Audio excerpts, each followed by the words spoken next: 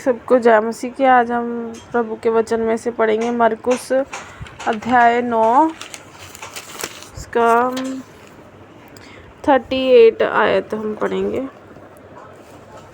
यहाँ प्रभु के वचन में लिखा है, तब यूहन्ना ने उससे कहा, हे गुरु, हमने एक मनुष्य को तेरे नाम से दुष्ट आत्माओं को निकालते देखा और हम उसे मना करने लगे क्योंकि वह हमारे पीछे नहीं हो लेता था।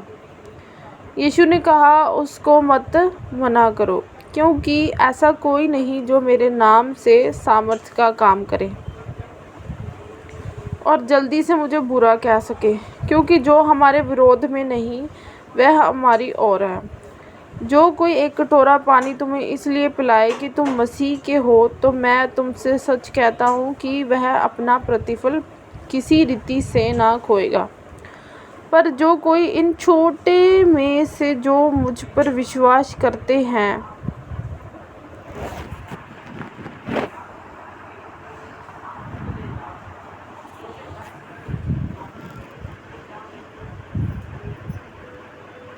किसी को ठोकर खिलाए, तो उसके लिए भला ये है कि एक बड़ी चक्की का पाट उसके गले में लटकाया जाए और वह समुद्र में डाल दिया जाए। यदि तेरा हाथ तुझे ठोकर खिलाए तो उसे काट डाल। टुंडा होकर जीवन में प्रवेश करना तेरे लिए इससे भला है कि दो हाथ रहते हुए नरक के बीच उस आग में डाला जाए जो कभी बुझने की नहीं। और यदि तेरा पाँव तुझे ठोकर खिलाए तो उसे काट डाल। लंगड़ा होकर जीवन में प्रवेश करना तेरे लिए इससे भला है कि दो पाँव रहते हुए नरक में डाला जाए। और यदि तेरी आँख तुझे ठोकर खिलाए तो उसे निकाल डाल, क्योंकि काना होकर परमेश्वर के राज्य में प्रवेश करना तेरे लिए इससे भला है कि दो आँख रहते हुए तू नरक में डाला जाए, जहाँ उनका कीड़ा नहीं मरता और आग नहीं बुझती, क्योंकि हर एक जन आग से नमकीन किया जाएगा। नमक अच्छा है, पर यदि नमक का नमकीनी जाती रहे तो उसे किससे स्वादित करेंगे। अपने में नमक रखो और आपस में मेल मिलाप रखो।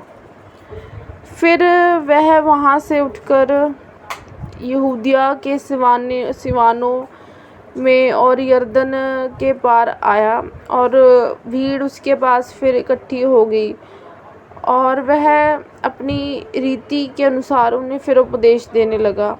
तब फरीसियों ने उसके पास आकर उसकी परीक्षा करने को उससे पूछा, क्या ये उचित है कि पुरुष अपनी माता को त्यागे?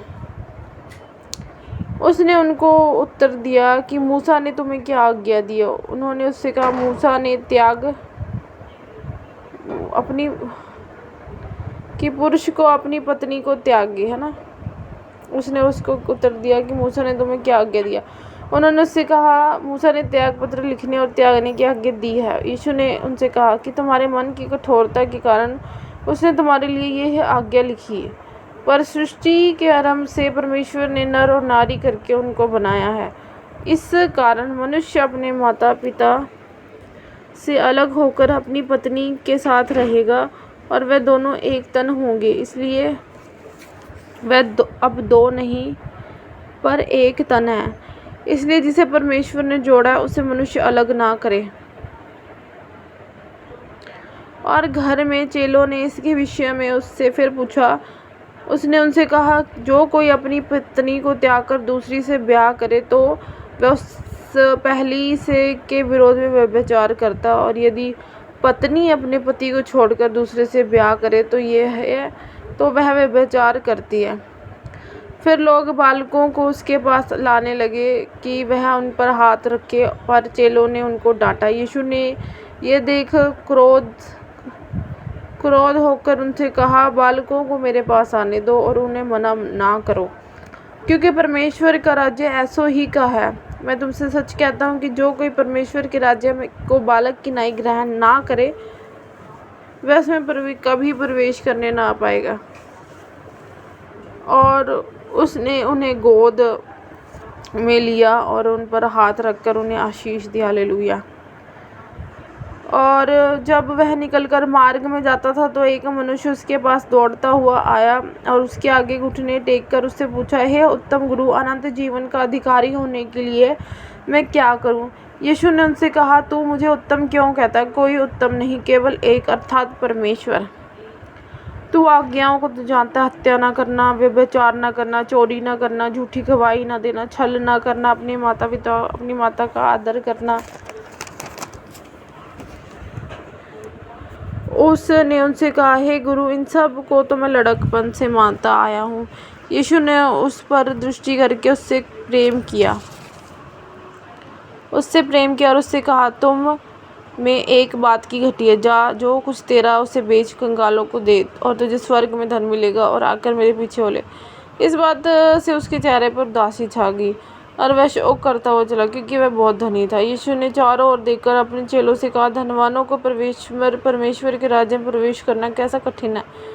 चेले उसकी बातों से अचंभित हुए। इस पर यीशु ने फिर उनको उत्तर दिया, हे बालकों, जो धन पर भरोसा रखते हैं, उनके लिए परमेश्वर के राज्य में प्रवेश करना कैसा कठिन है। परमेश्वर के राज्य में धनवान के प्रवेश करने से ऊँट की नाई के नाके में से निकल जाना सहज है। वह बहुत ही चकित होकर आपस में कहने लगे, तो फिर किसका उद्धार हो सकता है? यीशु ने उनकी ओर देखकर कहा, मनुष्य से तो यह नहीं हो सकता, परंतु परमेश्वर से हो सकता है, क्योंकि परमेश्वर से हम सब कुछ हो सकता है। परमेश्वर से सब कुछ हो सकता है। हालेलुया।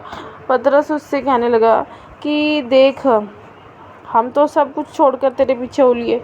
यीशु ने कहा, मैं तुमसे सच कहता हूँ, ऐसा कोई नहीं जिसने मेरे और सुसमाचार के लिए घर या भाइयों या बहनों या माता पिता या लड़कों वालों या खेतों को छोड़ दिया हो और अब इस समय 100 गुना ना पाए, घरों और भाइयों और बहनों और माताओं और लड़के वालों और खेतों को पर उपद्रव के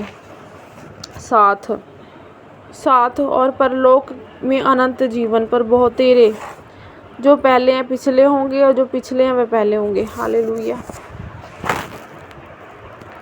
फिर वे यरूशलेम को जाते हुए मार्ग में थे और यीशु उनके आगे आगे जा रहा था और वह अचंभा करने लगे और जो उसके पीछे पीछे चलते थे डरने लगे।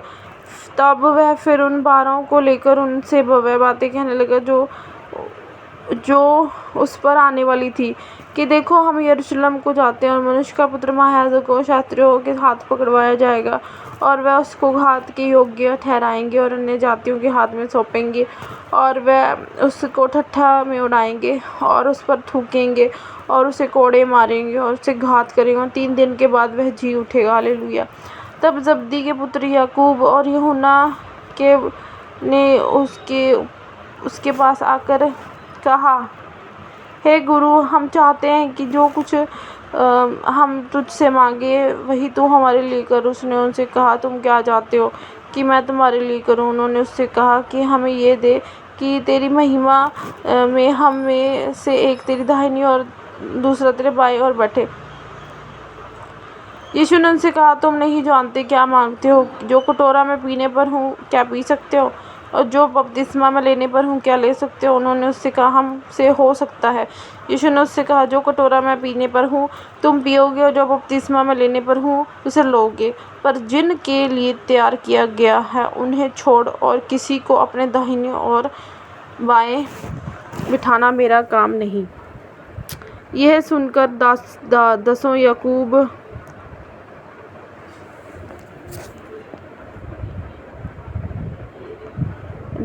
याकूब और यूहन्ना पर रिसियाने लगे और यीशु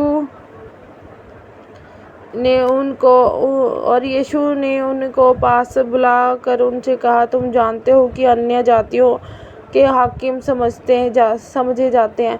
वे उन पर प्रभुता करते हैं और उनमें जो बड़े हो उन पर अधिकार जताते हैं, पर तुम में ऐसा नहीं, वरन जो कोई तुम में बड़ा होना चाहे वह तुम्हारा सेवक बने, और जो कोई तुम में प्रधान होना चाहे वह सबका दास बने। क्योंकि मनुष्य का पुत्र इसलिए नहीं आया कि उसकी सेवा टहल की जाए, पर इसलिए आया कि आप सेवा टहल करें और बहुतों की छुड़ौती के लिए प्राण दे।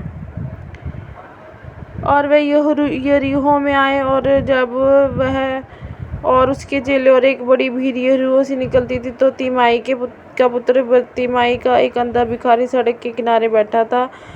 वह ये सुनकर कि यीशु नासरी पुकार कर कहने लगा, हे दाऊद के संतान यीशु, मुझ पर दया कर। बहुतों ने उसे डांटा कि चुप रह, पर वह और भी पुकारने लगा, हे दाऊद की संतान, मुझ पर दया कर। तब यीशु ने ठहर कर कहा, उसे बुलाओ। और लोगों ने उस अंधे को बुलाकर उससे कहा, ढाढ़स बांध, उठ, वह तुझे बुलाता है। वह अपना कपड़ा फेंक कर शीघ्र उठा और यीशु के पास आया। इस पर यीशु ने उससे कहा, क्या तू चाहता है कि मैं तेरे लिए करूं? अंधे ने उससे कहा, हे रब्बी, यह कि मैं देखने लगूं। यीशु ने उससे कहा, चला जा, तेरे विश्वास ने तुझे चंगा कर दिया। हालेलुया। और वह तुरंत देखने लगा और मार्ग में उसके पीछे हो लिया। आमीन। परमेश्वर के वचन को पढ़े और सुने जाने पे हम सबको आशीष मिले। आमीन, आमीन, आमीन।